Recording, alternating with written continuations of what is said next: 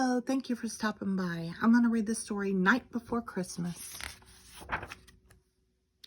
It was Christmas Eve in the Bears family treehouse, and they were more than ready for a visit from Santa Claus. Their tree was beautifully decorated. Their stockings were carefully hung by the fireplace. Brother, sister, and Honey even put out a snack of milk and cookies for Santa. Good idea, said Papa.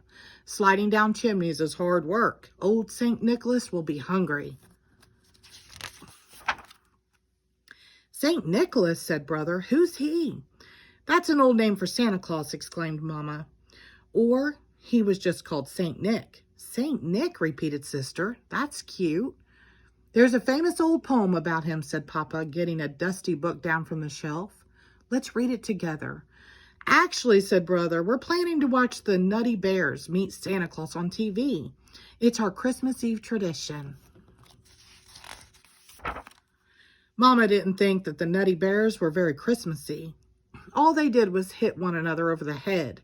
I think it's time to start a new Christmas Eve tradition, she said firmly. TV isn't everything. There's such a thing as a plain old-fashioned book. Papa opened the book and the cubs saw its brightly colored pictures. It looked pretty interesting.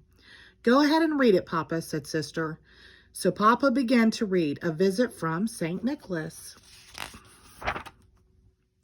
'Twas the night before Christmas when all through the house not a creature was stirring, not even a mouse. The stockings were hung by the chimney with care in hopes that St. Nicholas soon would be there. The children were nestled all snug in their beds while visions of sugar plums danced in their heads. And Mama in her kerchief and I in my cap had just settled our brains for a long winter's nap. When out on the lawn there arose such a clatter, I sprung from the bed to see what was the matter. Away to the window I flew like a flash, tore open the shutters and threw up the sash, when what to my wondering eyes should appear but a miniature sleigh and 8 tiny reindeer. With a little old driver so lively and quick, I knew in my moment it must be St. Nick. More rapid than eagles, his coursers they came, and he whistled and shouted and called them by name. Now Dasher, now Dancer, now Prancer and Vixen, on Comet, on Cupid, on Donner and Blitzen. And then in a twinkling I heard on the roof the prancing and pawing of each little hoof. As I drew in my head and was turning around, down the chimney St. Nicholas came with a bound. A bundle of toys he had flung on his back, and he looked like a peddler just opening his pack. His eyes, how they twinkled, his dimples, how merry. His cheeks were like roses, his nose like a cherry. He had a broad face and a little round belly that shook when he laughed like a bowl full of jelly.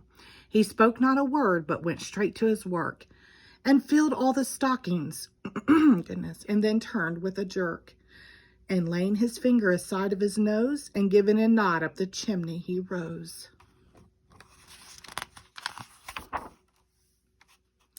He sprang to his sleigh to his team and gave a whistle. And away all they flew like the dawn of a thistle. And I heard him exclaim, ere he drove out of sight, Happy Christmas to all, and to all a good night. Papa closed the book. Well, how did you all like A Visit from St. Nicholas, he asked. Shh, said Mama, the cubs were all asleep. Papa and Mama carried the cubs upstairs and nestled them down all snug in their beds. Sometimes, said Mama, as they kissed the cubs goodnight, there's just nothing like a good book. They went to bed themselves and settled down for a long winter's nap. The Bear family was ready for their very own visit from St. Nicholas. Happy Christmas to all, and to all a good night. The end. Thank you.